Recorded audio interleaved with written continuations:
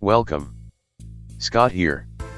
I will be covering on the upcoming Lost chapter, Flaming Amarant, which will feature the debuting Amarant from Final Fantasy IX. The event synergy units are Amarant, Zell, Garnet, Enna Kros, Cid, and Auron. Amarant's entire kit along with his FRBT will be making their debut. Enna Kros is the other returning FRBT unit. All featured units will be getting their force enhancements level 50 unlocked. As Auron has already gotten his force enhancements level 50 unlocked, there is a high chance he will get replaced with another character. We will be fighting two Argent Officiant, which has 350 million HP each. The turn requirement is 50. The HP requirements is 10,000. Before I continue further, here is a small disclaimer clause for the video. The guide is written based on the time that the event was released for the Japanese version. Please do note that it is possible that the boss fight mechanics might differ when the actual event is released in global. Like most other Shinryu fights, the boss gains increased brave damage and gain resistances at start of the fight and 79% HP threshold. Bringing a support like Lunafreya, Charlotta, Aerith, Ramza, Yuna, Ignis, Pernello, Queen, Rosa, Deuce, Leonora, Sarah, or Selpha that grants damage boosting aura will make your fight easier. As the boss gains substantial boost to their defenses with the auras, it is important to inflict debuffs that lower their defenses. On the screen I have listed down the key utility that you can consider when forming your party for this fight. Other than the force ability, all the boss attacks are mainly single target attacks. Throughout the fight it will rotate between Thunder Spear and Tri-Attack, with the latter attack inflict 3 non-frame debuffs. Upon activating its force time, the boss will activate its Levitate state where it will use Assault Lance, which is a single target, guaranteed hit brave plus HP attack. Be forewarned, this attack can kill an ally if you do not have any form of damage mitigation. To handle the boss attacks, you deploy the usual hit and counter units like Beatrix, Auron, Core, Calger, or Ruby Conte. You can also use Rush Down Team Comp with the standard launch delay and follow-up attacks. You can also make use of turn disable units like Celtius, Fusoya, Jilnabate, Popolimo, Shantato, or Camlanod. For HP silence units like Arcela or Pain, do note that you can only prevent them from attack from the bosses using a HP attack for that turn. To cancel the boss force time, you can just simply use a ranged FR. Examples are Kane, Arania, Fujin, Yuffie, Jessie, Lena, Rosa, and the featured unit Amarant. Upon cancelling the boss force time, the boss will exit out from its levitate state. If you have means to prevent the boss force time from activation or negating their single target HP attack during their force time by controlling their brave or having damage mitigation, you should not have any difficulty in handling this fight. You can also do the standard rush down team comp of launch, delay, and follow-up attacks. You can also cheese the fight with the infamous ult Quina or Idaroth combo. It is also worth noting that this fight features Crystal Sparkles time-limited mission, which will get you additional 750 Crystal Sparkles with a Crystal color-based team comp. For example, if you finish the fight with Red Crystal Party involving Amarant, you can meet the Crystal Sparkles time-limited mission. As we are no longer have Lufania Plus fights, the boss guide will be focused primarily on Shinryu fights. In Shinryu, you need to understand the effects gained by the boss as the force gauge build up, its force ability and its force time effect. If you don't bring any force chargers, it is highly certain that the boss force gauge will build up faster than yours. To have a better understanding on the basics of the force gauge mechanics and Shinryu fights, I have done a video explaining the mechanics. I have included the link to the video under the comments and video description for your quick reference.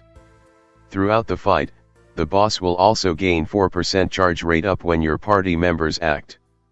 When the gauge is at 50% or higher, the boss will apply an aura that reduces your party attack by 90%. When the gauge is at 70% or higher, the boss will apply another aura that reduces your party defense by 90%. The boss force gauge will build up faster as its HP is lowered. You can refer to the table on the screen for the percentages. At the 100% threshold, the boss A will use its force ability, Flare Star Plus. The boss force ability, Flare Star Plus will result the boss to reset its break status, followed by an AoE Brave plus HP attack. Both bosses will trigger Begin Chanting, where both of them will enter into its levitate state. Upon using the force ability, the boss will enter into its force time where the gauge will start to emit a red hue with a counter of 10 on its gauge. When the force time is activated, the boss will gain enhancements that raises their brave damage resistance by 100%. While in the levitate state, the boss will use Assault Lance as its main attack. Assault Lance is a reset break status, followed by a guaranteed hit, single target, magic brave plus HP. To cancel the boss force time, you need to deal its force weakness, which is using a ranged FR. Examples of ranged FR is Kain, Arania, Fujin, Lena, Rosa, and Amarant. Upon dealing the force weakness, both bosses will exit out of its levitate state with Cease Chanting. Cease Chanting will also triggered when the boss force time ends. Now let us go through the fight key mechanics. The boss has two basic attacks and rotate between the two attacks, Thunder Spear and Tri-Element. Thunder Spear is a single target Thunder Magic Brave attack. Tri-Element is also a single target Magic Brave attack. It will also inflict the following 3 non-frame debuffs for 3 turns, 20% speed down, 20% defense down and magic resist down. If you let the boss activate its force time, your party could face an onslaught of HP attacks.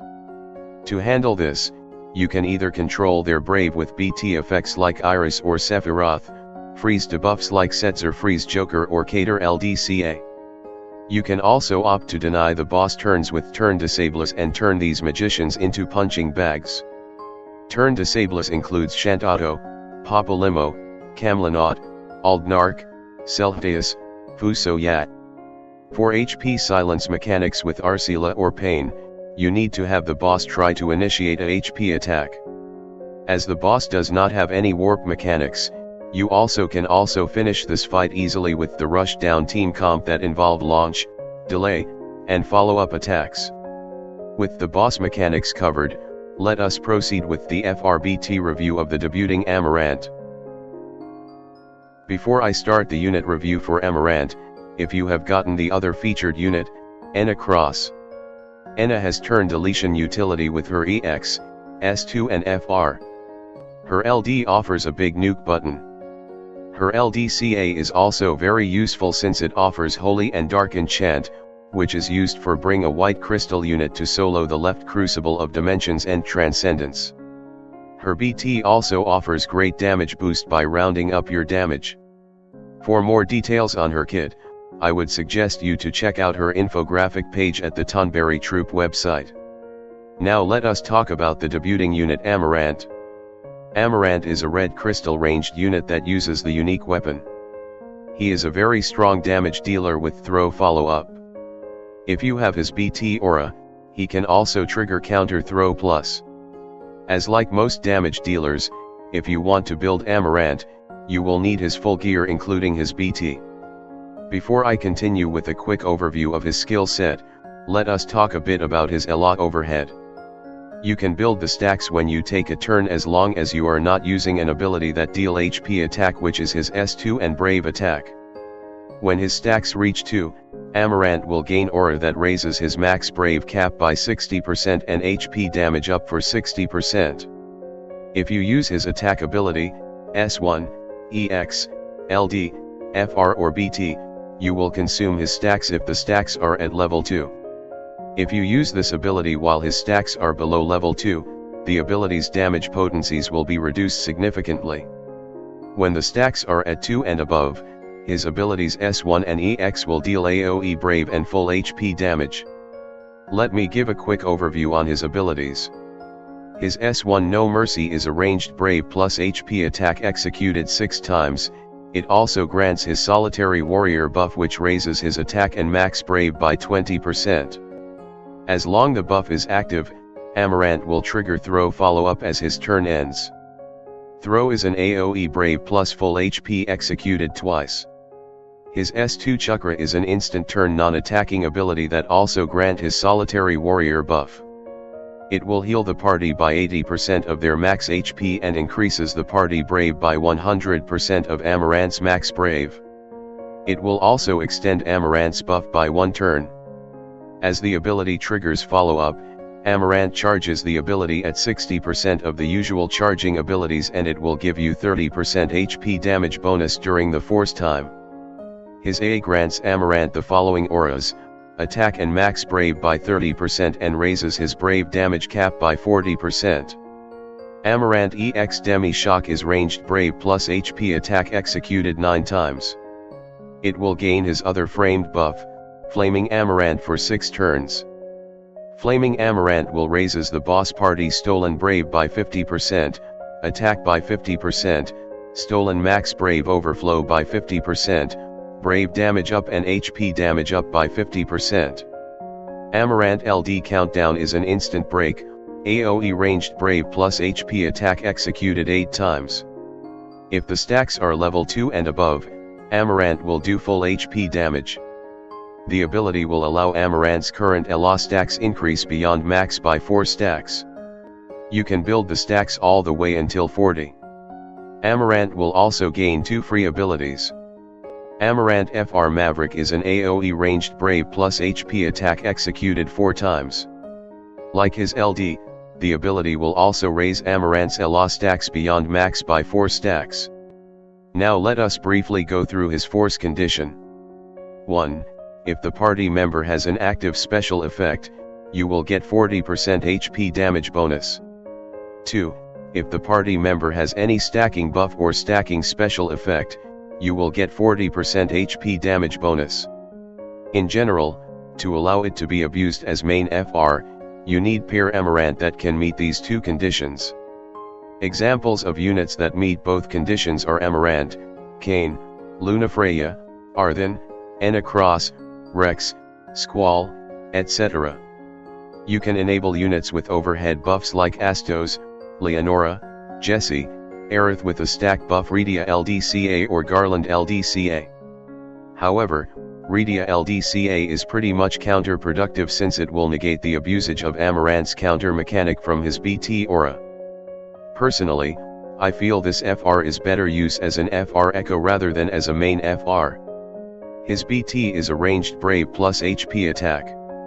The BT aura lasts for 8 turns. Like most BT auras, it will grant some standard party auras. It will raise the party Brave damage plus 50%, Brave damage cap plus 50%, HP damage up 20%, and max Brave cap by 30%. While the BT aura is active, Amarant's ELA stack will not decrease. His throw follow-up will be upgraded to Throw Plus, which is an AoE Brave plus full HP executed 5 times. When Amarant receives Brave or HP attack, Amarant will trigger Counter Throw Plus, which is an AoE Brave plus full HP executed 5 times. If you are considering pulling for Amarant, he will need a full investment. If you are lacking a serious damage dealer, Amarant will fits the bill. When fully equipped, he offers one of the game's highest damage output. With this, I have come to the end of my boss guide presentation. Hopefully you find it useful. If you like the video, please give a like. Please subscribe to my channel for future gaming content. Good luck for the fight in the coming days. Bye.